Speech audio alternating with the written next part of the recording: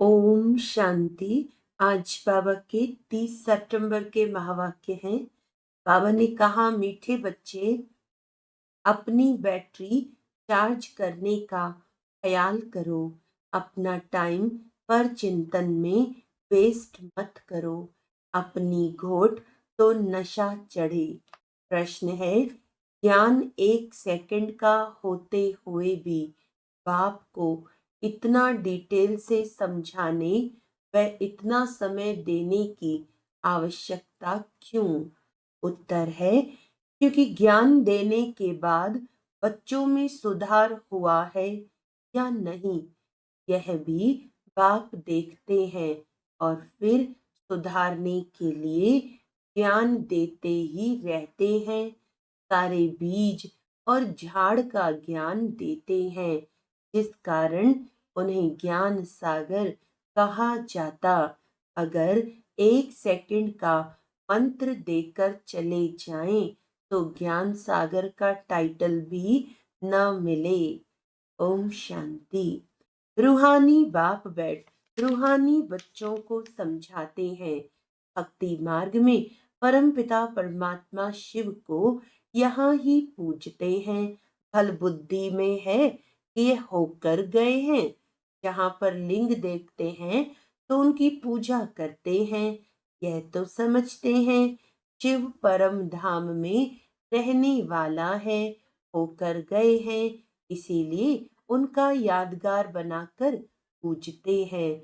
जिस समय याद किया जाता है तो बुद्धि में जरूर आता है कि निराकार है, जो परम धाम में रहने वाला है। उनको शिव कह पूजते हैं। मंदिर में जाकर माथा टेकते हैं। उन पर दूध, फल, जल आदि चढ़ाते हैं। परंतु वह तो जड़ है, जड़ की भक्ति भी करते हैं। अभी तुम जानते हो, वह है चैतन्य। उनका निवास स्थान परम धाम है। वह लोग जब पूजा करते हैं तो बुद्धि में रहता है कि परम धाम निवासी है, होकर गए हैं, तब यह चित्र बनाए गए हैं जिसकी पूजा की जाती है। वह चित्र कोई शिव नहीं है, उनकी प्रतिमा है। वैसे ही देवताओं को भी पूजते हैं। जड़ चित्र हैं, चैतन्य नहीं है। परंतु वह चैतन्य जो थे, वे कहाँ गए ये नहीं समझते। जरूर पुनर्जन्म ले नीचे आए होंगे। अभी तुम बच्चों को ज्ञान मिल रहा है। समझते हो, जो भी पूज्य देवता थे वह पुनर्जन्म लेते आए हैं। आत्मा वही है। आत्मा का नाम नहीं बदलता, बाकी शरीर का नाम बदलता है। वह आत्मा कोई न कोई शरीर में है। पुनर्जन्म तो लेना ही है। तुम पूजते हो उनको जो पहले पहले शरीर वाले थे। सतयुगी लक्ष्मी नारायण को पूजते हो। इस समय तुम्हारा ख्याल चलता है, जो नॉलेज बाप देते हैं। तुम समझते हो, जिस चित्र की पूजा करते हैं वह पहले नंबर वाला है। ये लक्ष्मी नारायण चैतन्य थे, यहाँ ही भारत में थे, अभी नहीं है। मनुष्य यह नहीं समझते कि वह पुनर्जन्म लेते लेते भिन्न नाम रूप लेते 84 जन्मों का पाठ बजाते रहते हैं। ये किसके ख्याल में भी नहीं आता। सतयुग में थे तो जरूर, परंतु अब नहीं है। यह भी किसको समझ नहीं आती। अभी तुम जानते हो, ड्रामा के प्लान अनुसार फिर चैतन्य में आएंगे जरूर। मनुष्यों की बुद्धि में ये ख्याल ही नहीं आता। बाकी इतना जरूर समझते हैं कि यह थे, अब इनके जड़ चित्र हैं, परंतु वह चैतन्य कहाँ चले गए, यह किसकी बुद्धि में नहीं आता है। मनुष्य तो 84 लाख पुनर्जन्म कह देते हैं। ये भी तुम बच्चों को मालूम पड़ा है कि 84 जन्म ही लेते हैं, न कि 84 लाख। अब रामचंद्र की पूजा करते हैं, उनको यह भी पता नहीं है कि राम कहाँ गया। तुम जानते हो कि श्री राम की आत्मा तो जरूर पुनर्जन्म लेती रहती होगी। यहाँ इम्तिहान में नापास होती है, परंतु कोई न कोई रूप में होगी तो जरूर ना। यहाँ ही पुरुषार्थ करते रहते हैं। इतना नाम बाला है राम का, तो जरूर आएंगे, उनको नॉलेज लेनी पड़ेगी। अभी कुछ मालूम नहीं पड़ता है तो इस बात को छोड़ देना पड़ता है। इन बातों में जाने से भी टाइम वेस्ट होता है। इससे तो क्यों न अपना टाइम सफल करे, अपनी उन्नति के लिए बैटरी चार्ज करे। दूसरी बातों का चिंतन तो पर चिंतन हो गया। अभी तो अपना चिंतन करना है। हम बाप को याद करें, वह भी जरूर पढ़ते होंगे, अपनी बैटरी चार्ज करते होंगे, परंतु तुमको अपनी करनी है। कहा जाता है अपनी घोट तो नशा चढ़े। बाप ने कहा है जब तुम सतो प्रधान थे तो तुम्हारा बहुत ऊंच पद था। अब फिर पुरुषार्थ करो, मुझे याद करो, तो विकर्म विनाश हो मंजिल है ना। ये चिंतन करते करते सतो प्रधान बनेंगे। नारायण का ही सिमरण करने से हम नारायण बनेंगे। अंत काल में जो नारायण सिमरे, तुमको बाप को याद करना है, जिससे पाप कटे, फिर नारायण बने। यह नर से नारायण बनने की हाईएस्ट युक्ति है। एक नारायण तो नहीं बनेंगे ना, ये तो सारी डायनेस्टी बनती है। बाप हाईएस्ट पुरुषार्थ कराएंगे। ये है ही राज्यों की नॉलेज, तो भी पूरे विश्व का मालिक बनना है। जितना पुरुषार्थ करेंगे उतना जरूर फायदा होगा। एक तो अपने को आत्मा निश्चय जरूर करो। कोई कोई लिखते भी ऐसे हैं, फलानी आत्मा आपको याद करती है। आत्मा शरीर के द्वारा दिखती है। आत्मा का कनेक्शन है शिव बाबा के साथ। मैं आत्मा फलाने शरीर के नाम रूप वाली हूँ, यह तो जरूर बताना पड़े ना, क्योंकि शरीर आत्मा के शरीर पर ही भिन्न भिन्न नाम पड़ते हैं। मैं आत्मा आपका बच्चा हूँ, मुझ आत्मा के शरीर का नाम फलाना है। आत्मा का नाम तो कभी बदलता नहीं। मैं आत्मा फलानी शरीर वाली हूँ। शरीर का नाम तो जरूर चाहिए, नहीं तो कारोबार चल न सके। यहाँ बाप कहते हैं मैं भी इस ब्रह्मा के तन में आता हूँ टेम्पररी। इनकी आत्मा को भी समझाते हैं मैं इस शरीर से तुमको पढ़ाने आया हूँ। ये मेरा शरीर नहीं है, मैं इनमें मैंने प्रवेश किया है, फिर चले जाएंगे अपने धाम। मैं आया ही हूँ तुम बच्चों को ये मंत्र देने, ऐसे नहीं कि मंत्र देकर चला जाता हूँ। नहीं, बच्चों को देखना भी पड़ता है कि कहाँ तक सुधार हुआ है, फिर सुधारने की शिक्षा देते रहते हैं। सेकंड का ज्ञान देकर चले जाएं तो फिर ज्ञान का सागर भी न कहा जाए। कितना समय हुआ है, तुमको समझाते ही रहते हैं। खाड़ की भक्ति मार्ग की सब बातें समझने की डिटेल है।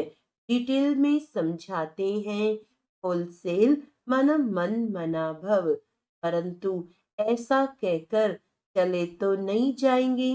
पालना यानी देख रेख भी करनी पड़े। कई बच्चे बाप को याद करते करते फिर गुम हो जाते हैं। फलानी आत्मा, जिसका नाम फलाना था, बहुत अच्छा पढ़ता था, स्मृति तो आएगी ना। पुराने पुराने बच्चे कितने अच्छे थे, उनको माया ने हप कर लिया। शुरू में कितने आए, फट से आकर बाप की गोद ली, भट्टी बनी। इसमें सबने अपना लक यानी भाग्य आजमाया। फिर लक आजमाते आजमाते माया ने एकदम उड़ा दिया, ठहर ना सके। फिर 5,000 वर्ष के बाद भी ऐसे ही होगा। कितने चले गए, आधा झाड़ तो जरूर गया। फल झाड़ वृद्धि को पाया, परंतु पुराने चले गए। समझ सकते हैं, उनसे कुछ फिर आएंगे जरूर पढ़ने।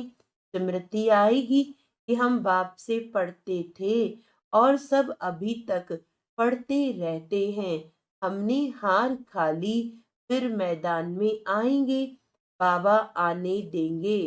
फिर भी भले आकर पुरुषार्थ करें, कुछ न कुछ अच्छा पद मिल जाएगा। बाप स्मृति दिलाते हैं, मीठे मीठे बच्चे, मामे कम याद करो तो पाप कट जाएंगे। अब कैसे याद करते हो? क्या यह समझते हो कि बाबा परम धाम में है? नहीं, बाबा तो यहाँ रथ में बैठे हैं। इस रथ का सबको मालूम पड़ता जाता है। यह है भाग्यशाली रथ, इनमें आया हुआ है।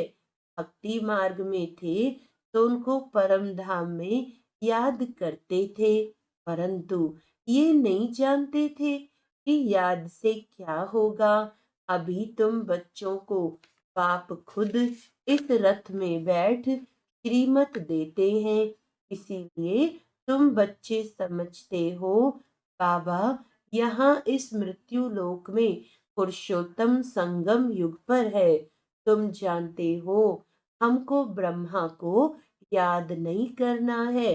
बाप कहते हैं मामे कम याद करो, मैं इस रथ में रहकर तुमको ये नॉलेज दे रहा हूँ, अपनी भी पहचान देता हूँ। मैं यहाँ हूँ। आगे तो तुम समझते थे परम धाम में रहने वाला है, होकर गया है, परंतु कब ये पता नहीं था। होकर तो सब गए हैं ना, जिनके भी चित्र हैं, अभी वे कहाँ हैं ये किसको पता नहीं है। जो जाते हैं वह फिर अपने समय पर आते हैं, भिन्न भिन्न पाठ बजाते रहते हैं। स्वर्ग में तो कोई जाते नहीं, बाप ने समझाया है। स्वर्ग में जाने के लिए तो पुरुषार्थ करना होता है, और पुरानी दुनिया का अंत, नई दुनिया की आदि चाहिए, जिनको पुरुषोत्तम संगम युग कहा जाता है। ये ज्ञान अभी तुमको है। मनुष्य कुछ नहीं जानते, समझते भी हैं। शरीर जल जाता है, बाकी आत्मा चली जाती है। अब कलयुग है तो जरूर जन्म कलयुग में ही लेंगे। सतयुग में थे तो जन्म भी सतयुग में लेते थे। यह भी जानते हो आत्माओं का सारा स्टॉक निराकारी दुनिया में होता है। यह तो बुद्धि में बैठा है ना, फिर वहां से आते हैं, यहाँ शरीर धारण कर जीव आत्मा बन जाते हैं। सबको यहाँ आकर जीव आत्मा बनना है, फिर नंबरवार वापस जाना है। सबको तो नहीं ले जाएंगे, नहीं तो प्रलय हो जाए। दिखाते हैं कि प्रलय हो गई, रिजल्ट कुछ नहीं दिखाते। तुम तो जानते हो ये दुनिया कभी खाली नहीं हो सकती है। गायन है ना, राम गयो रावण गयो। जिनका बहुत बहुत बहुत परिवार है, सारी दुनिया में रावण संप्रदाय है ना, राम संप्रदाय तो बहुत थोड़ी है। राम की संप्रदाय है ही सतयुग त्रेता में। बहुत फर्क रहता है। बाद में फिर और टाल टालियां निकलती हैं। अभी तुमने बीज और झाड़ को भी जाना है। बाप सब कुछ जानते हैं, तब तो सुनाते रहते हैं। इसीलिए उनको ज्ञान सागर कहा जाता है। एक ही बात अगर होती तो फिर कुछ शास्त्र आदि भी बन न सके। झाड़ की डिटेल भी समझाते रहते हैं। मूल बात नंबर वन सब्जेक्ट है बाप को याद करना। इसमें ही मेहनत है, इस पर ही सारा मदार है। बाकी झाड़ को तो तुम जान गए हो। दुनिया में इन बातों को कोई भी नहीं जानते हैं। तुम सब धर्म वालों की तिथि तारीख आदि सब बताते हो। आधा कल्प में ये सब आ जाते हैं। बाकी हैं सूर्यवंशी और चंद्रवंशी। इनके लिए बहुत युग तो नहीं होंगे ना, है ही 2 युग। वहां मनुष्य भी थोड़े हैं। 84 लाख जन्म तो हो भी न सके। मनुष्य समझ से बाहर हो जाते हैं। इसीलिए फिर बाप आकर समझ देते हैं। बाप जो रचयिता है वही रचता और रचना के आदि मध्य अंत की नॉलेज बैठ देते हैं। भारतवासी तो बिल्कुल कुछ नहीं समझ जानते, सबको पूजते रहते हैं। मुसलमानों को, पारसी आदि को, जो आया उनको पूजने लग पड़ेंगे, क्योंकि अपने धर्म और धर्म स्थापक को भूल गए हैं। और तो सब अपने अपने धर्म को जानते हैं। सबको मालूम है फलाना धर्म कब किसने स्थापन किया। बाकी सतयुग त्रेता की हिस्ट्री ज्योग्राफी का इसको भी पता नहीं है। चित्र भी देखते हैं कि शिव बाबा का ये रूप है। वही ऊंच ते ऊंच बाप है, तो याद भी उनको करना है। यहाँ फिर सबसे जास्ती पूजा करते हैं श्री कृष्ण की, क्योंकि नेक्स्ट में है ना। प्यार भी उनको करते हैं, तो गीता का भगवान भी उनको समझ लिया है। सुनाने वाला चाहिए, तब तो उनसे वर्षा मिले। बाप ही सुनाते हैं। नई दुनिया की स्थापना और पुरानी दुनिया का विनाश कराने वाला और कोई हो न सके सिवाय एक बाप के। ब्रह्मा द्वारा स्थापना, शंकर द्वारा विनाश, विष्णु द्वारा पालना, यह भी लिखते हैं। यहाँ के लिए ही है, परंतु समझ कुछ भी नहीं। तुम जानते हो वह है निराकारी सृष्टि, यह है साकारी सृष्टि। सृष्टि तो यही है। यहाँ ही राम राज्य और रावण राज्य होता है। महिमा सारी यहाँ की है। बाकी सूक्ष्म वतन का सिर्फ साक्षात्कार होता है। मूल वतन में तो आत्माएं रहती, फिर यहाँ आकर पाठ बजाती हैं। बाकी सूक्ष्म वतन में क्या है, ये चित्र बना दिया है, जिस पर बाप समझाते हैं। तुम बच्चों को ऐसा सूक्ष्म वतनवासी फरिश्ता बनना है। फरिश्ते हड्डी मांस बिगर होते हैं। कहते हैं ना, दधीची ऋषि ने हड्डियां भी दे दी। बाकी शंकर का गायन तो कहाँ है नहीं। ब्रह्मा विष्णु का मंदिर है, शंकर का कुछ है नहीं, तो उनको लगा दिया है विनाश के लिए। बाकी ऐसे कोई आंख खोलने से विनाश करता नहीं है। देवताएं फिर हिंसा का काम कैसे करेंगे? न वह करते हैं, न शिव बाबा ऐसा डायरेक्शन देते हैं। डायरेक्शन देने वाले पर भी आ जाता है ना, कहने वाला ही फंस जाता है। वह तो शिव शंकर को ही इकट्ठा कह देते हैं। अब बाप भी कहते हैं, मुझे याद करो, मामेकम याद करो।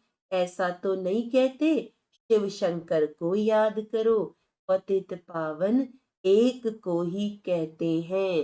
भगवान अर्थ सहित बैठ समझाते हैं, ये कोई जानते नहीं हैं, तो ये चित्र देख गूंज पड़ते हैं।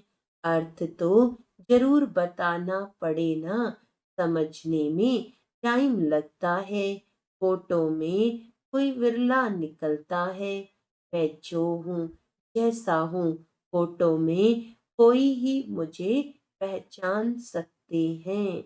अच्छा, मीठे मीठे सिकी लदे बच्चों प्रति माता पिता बाप दादा का याद प्यार और गुड मॉर्निंग। रूहानी बाप की रूहानी बच्चों को नमस्ते। हम रूहानी बच्चों की रूहानी बाप दादा को याद प्यार, गुड मॉर्निंग, नमस्ते नमस्ते नमस्ते जी। धारणा के लिए मुख्य सार है, किसी भी बात के चिंतन में अपना समय नहीं गंवाना है, अपनी मस्ती में रहना है। स्वयं के प्रति चिंतन कर आत्मा को सतो प्रधान बनाना है। नर से नारायण बनने के लिए अंतकाल में एक बाप की याद रहे, इस हाईएस्ट युक्ति को सामने रखते हुए पुरुषार्थ करना है।